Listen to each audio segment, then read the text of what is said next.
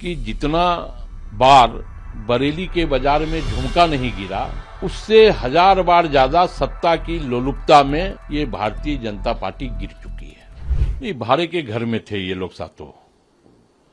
तो भाड़े के घर को छोड़ करके अपने घर में गए, या यूं हम कहें कि इन लोगों की घर वापसी हुई है। तो अब जब घर वापसी हुई है तो स्वाभाविक तौर पे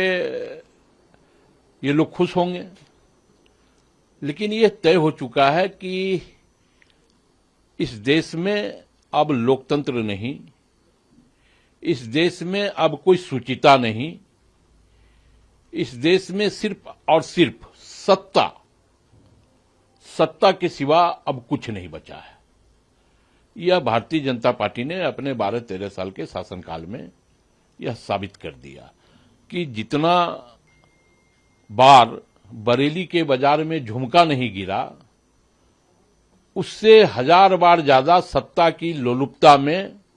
ये भारतीय जनता पार्टी गिर चुकी है। ये अमित शाह ने जो टीएमसी के गुंडों के लिए कहा था कि इनको उल्टा लटका के सीधा कर देंगे, उस पर ममता बनर्जी ने कहा है कि ये टपोरी वाली भाषा बोल रहे हैं। शुरुआती दौर में तो यही है कि एक देश के गृह मंत्री, जिनके पास पूरे देश की कानून व्यवस्था को बनाए रखने का जिम्मेवारी है, और अगर वो व्यक्ति इस तरह की भाषा का प्रयोग करता है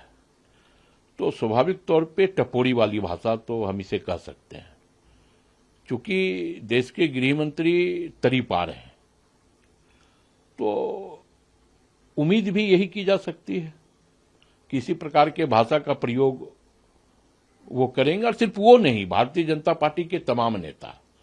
चूंकि इनके सांसदों को आजादी 2014 के बाद मिली, तो ऐसे बहुत सारे नमूने भारतीय जनता पार्टी में भरे पड़े हैं। और भारतीय जनता पार्टी का पदाधिकारी होना, भारतीय जनता पार्टी का सांसद होना, भारतीय जनता पार्टी का मंत्री होना,